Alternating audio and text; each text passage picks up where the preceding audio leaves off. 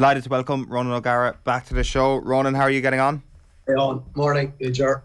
Good, thank you. 5 days out from the Six Nations. Obviously, it's going to go to fever pitch over the next couple of days over here. Is the excitement in France at the same level in terms of this team in particular, the expectation that they'll go out and be favourites for this year's competition in the context of next year's World Cup as well?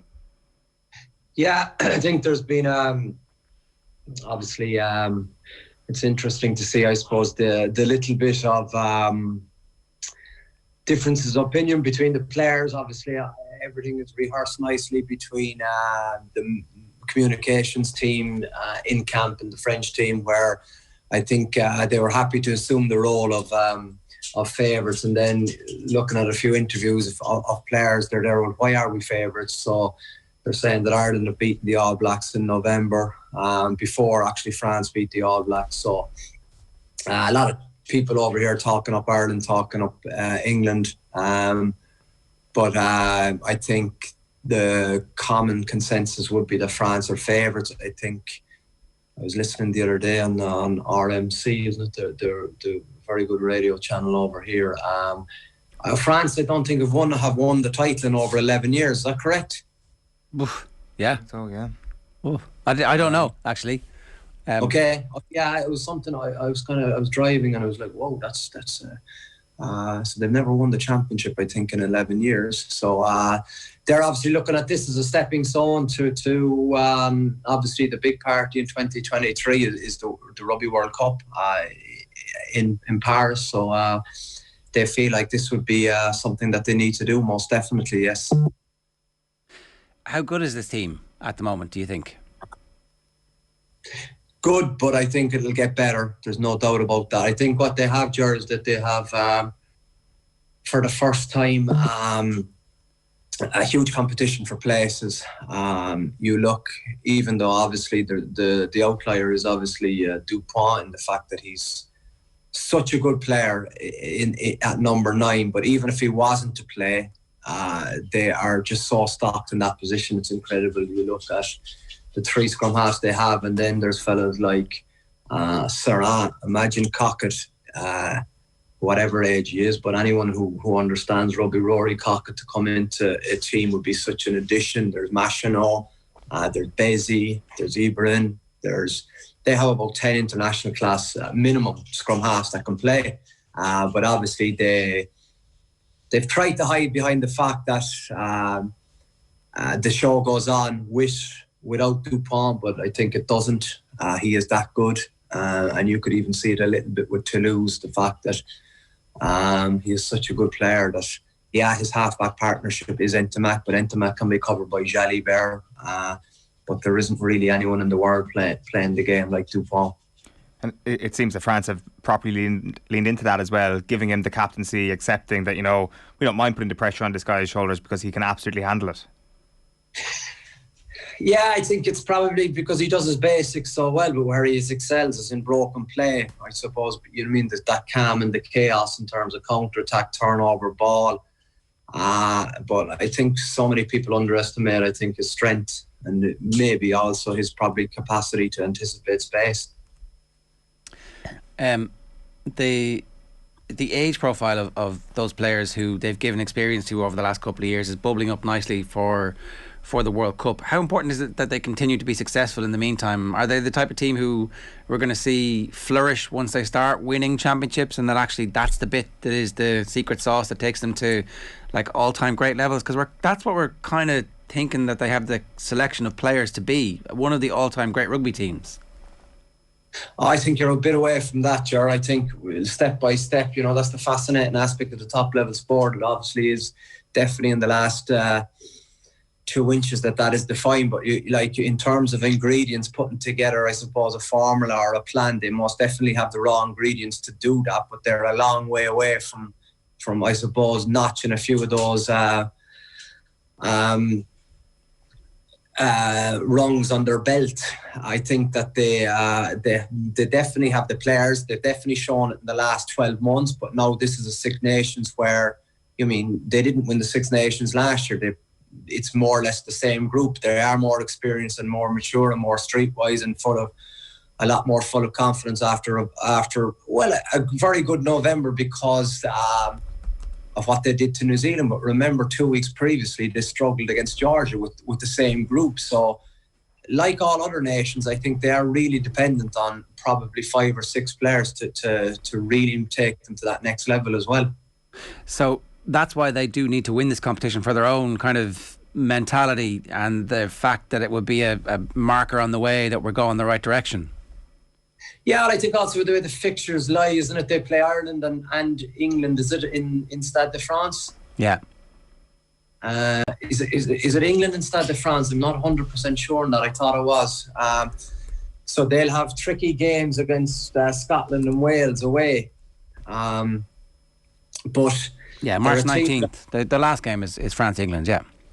Yes, exactly. So they're but they start off with Italy. They'll get momentum from that game. Then obviously, bang, Ireland and Stade de France. But that'll be the game. I think that'll decide. Obviously, there's one of the teams going to be deflated after that weekend, and it's hard to call that game because France at home. I would say I would make them favourites with 80,000 people in Stade de France with the atmosphere that they get there. But if it's a really composed and accurate Ireland, they will cause problems for France. There's no doubt about that. And the fact that you can see, even with, I suppose, behavioural habits, that Ireland would be disciplined, their penalty count would be more consistently better, and that gives them always a great starting point in test matches.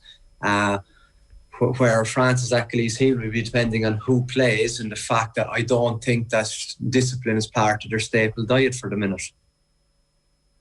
To just zoom out a little bit and talk about what this week is actually like in the build-up to the start of the Six Nations for the players, what's that curious mix of tension and excitement and expectation like when you feel like you have a squad who can do something special?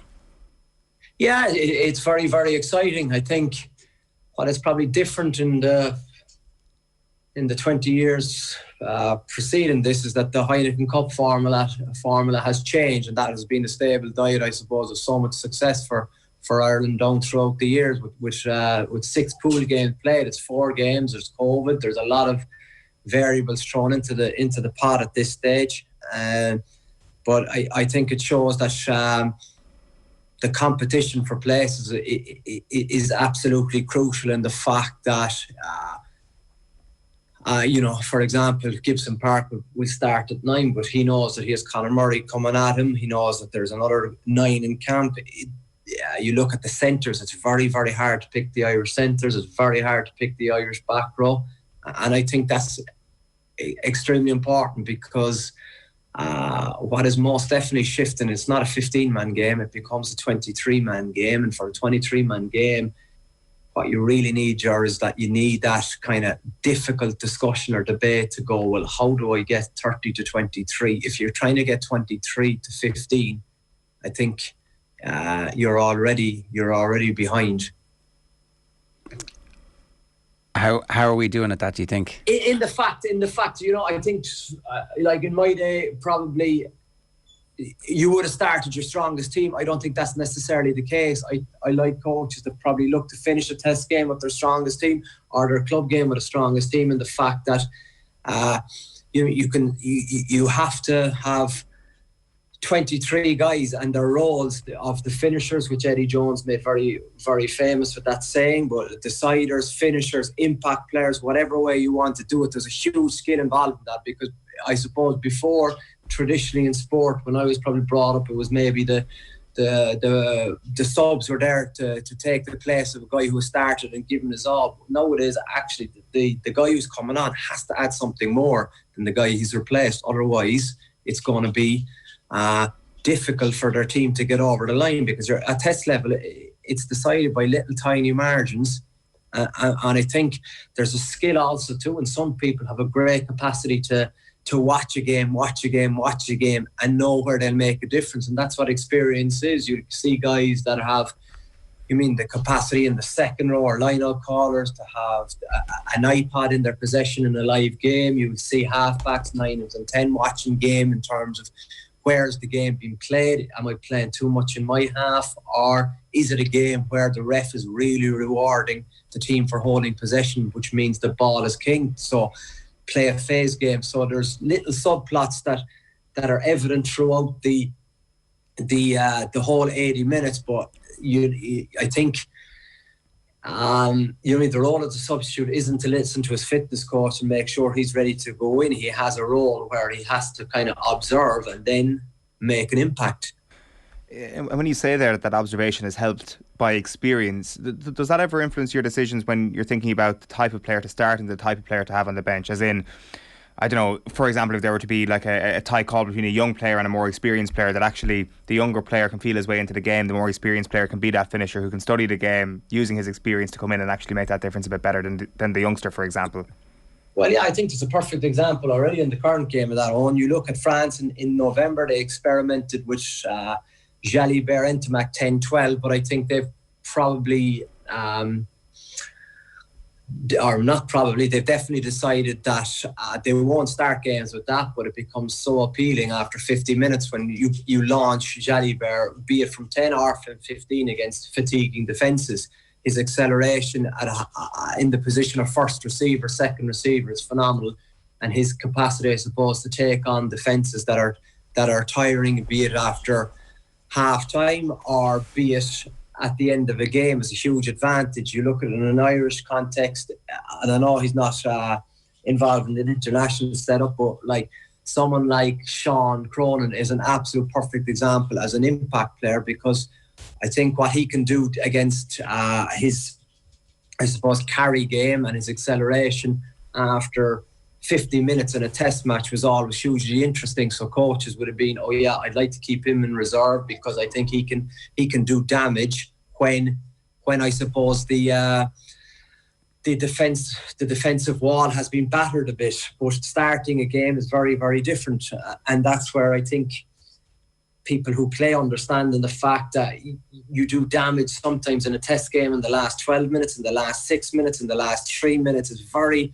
very rare nowadays that you kind of have a team that scores, reception, kickoff, score, completely control, I suppose, the scoreboard for 80 minutes. There's always games where it's kind of the lead changes, it goes over and back, but then after 60, the real game kind of begins.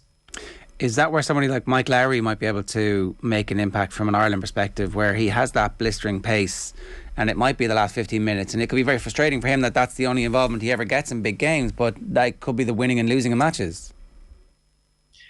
Yeah, exactly. That's exactly it. Sure, you can see. I think also too, though, to see what he did to Para in that try he scored on the outside break against Claremont. Very few people over 15 years have done that. So for me, that's an exceptional bit of footwork. And Para doesn't get embarrassed or hasn't got embarrassed like that before, to my recollection. So I think Lowry's feet there, or acceleration, or his capacity to do that is hugely significant. The other side of it, when you're creating a team, is the fact that, yeah, you have Lowry there on the bench for the last 15 minutes, but if something happens, Johnny after 7 minutes, that means Lowry defending probably the 10 channel for 73 minutes, which at Test Rugby is difficult, but it's not a reason not to happen. But for all your planning to, in a dream scenario where, yeah, I launch him with 20 to go and he can do huge damage, you got to understand that there's also the risk reward and the fact that you can't really call or preview what's going to happen for the first 60, and that's where you need, I suppose, your plan to come to fruition, that you're kind of getting 50, 60 minutes out of your starters. But we know at this level there's always kind of a high ball contest that's can potentially end in a leg break. There's collisions, there's high shots, there's carnage at Test level. Clash of heads traditionally, we have our two centres like to tackle the same place. It's happened on numerous occasions where they've banged their heads early in games and either or both of them has to go off. Yeah, exactly. Because that's life sport. You can't say it's Bundyaki Henshaw, Bundyaki Ringrose gone. I have one last question on that then, right? So is the ideal scenario between now and the World Cup where we get to a point where Sexton is on the bench and somebody else has started and he is your reserve 10? Like, No, I don't think so, because in the form he's in at the minute, I think the team plays differently when he plays. So I think the Six Nations, I think the opportunity with Wales and France, I think that's Johnny time, and then I think you review after those first two games. I think like there are huge significance in terms of if you're playing on a winning team or a team under pressure, especially if you're not the proven number 10, if you understand me, Jerry, you know. So I think you got to set up these guys at 10. The next, I suppose, the Joey Carberrys, the Harry Burns, the whoever is after that, Ross Byrne, to succeed. Are you throwing Robert Balakoon straight into the starting mix for the Wales game this weekend?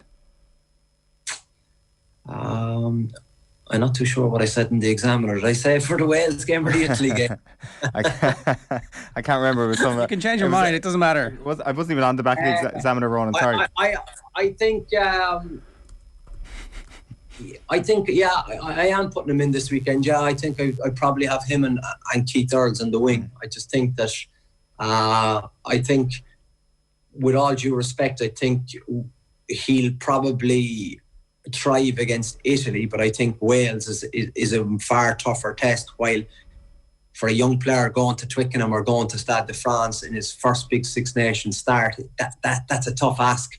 Starting in New Zealand is a tougher ask, but I think what you want to do is you want to see him shine to a certain extent against Wales. Yes, he'll have errors. He's a new player. He's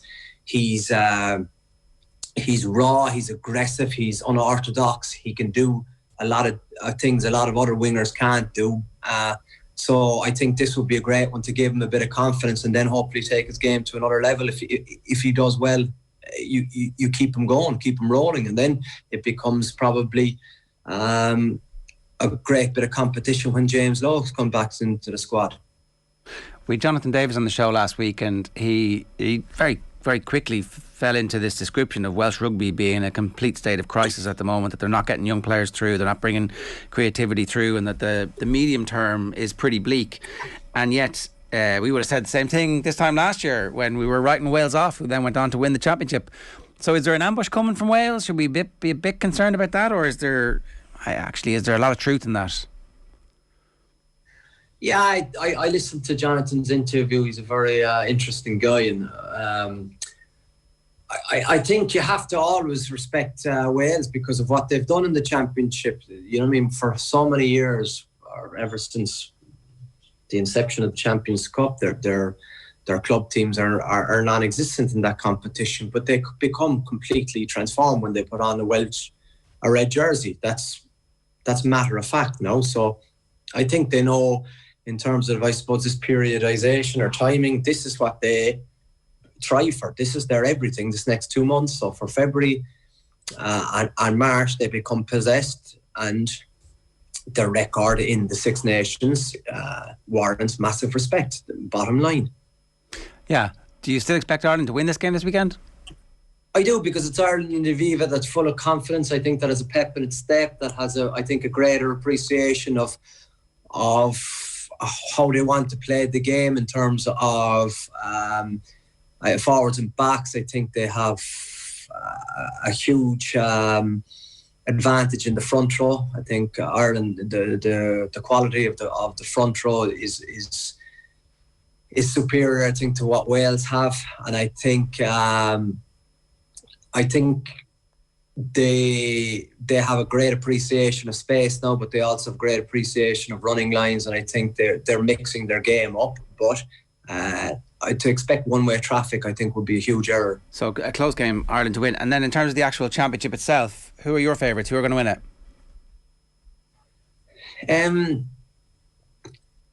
Well, obviously, I don't know who's going to win it, but I think France, probably for me, are the coming team. Yeah. Okay, we're sending Owen to Wales this week to try and make amends for the amount of insults that we hurled their general direction last year. He's our sacrificial lamb. Have you any advice for him? I don't know if you've got. You love Cardiff, Ronan. He's hoping for this to go viral, isn't it? Was this when did we last see this? At Japan, was it the Rugby World Cup? Yeah. This will be good. This will be good viewing. I like it. He's big in Japan. He's a YouTube star there. You won't find many drunk people in Wales anyway, between Ireland and... Oh no, sorry, it's not in... Oh, you're going to Wales? He is, yeah, to make peace. Okay, yeah, but she's going to get some good interviews too. Yeah, 100%. I'm there to do good work, Ronan. I don't know what I mean. I don't know why there's like a tone from Ger here in studio. That's it. That's Make sure you go to Swansea as well. Say that again. Make sure you go to Swansea. Make sure to go to why? Because the rugby heartlands around Swansea is correct. Yeah, and the nightlife, you'll enjoy it. It's a different world there. It'll be. I can remember we played a game at Racing, wasn't it, one time, and we were all with the French boys, and we had our blazers and stuff on after a game against the Ospreys, and we went to Swansea for dinner. It was middle of January, I think, 1 degree outside, but all the French boys were kind of got off the bus, and they saw everyone else, and there was very little attire on both the guys and the ladies in the middle of January at 10 o'clock at night. They were like, oh my God, what, are we in the Canaries? So that's some story that always remains with me, that they weren't dressed for the weather, that's for sure. Not too many blazers made at home, I'd say, either. No, the French were they were choqués. On est choqués. They were shocked. Ronan, good stuff. Thanks a million. See ya. Cheers. Take care. Ronan O'Gara with the good tourist information there, Ronan. From your perspective, you don't have a plan to go to Swansea at the moment. You were strictly Cardiff only. Well, you see, as anybody who knows their Welsh geography will know, trying to get meaningful time in different areas of Wales is a hard thing to do. Without basing yourself in Cardiff, you can go up, if you base yourself in Cardiff, you can go up to the valleys. And I mean, ever since the MTV hit show, it's always been my dream to go to the valleys. So how do you get there and also get to Swansea in only a couple of days? Well, I guess greater achievements have been accomplished. So we'll see if we can pull it off.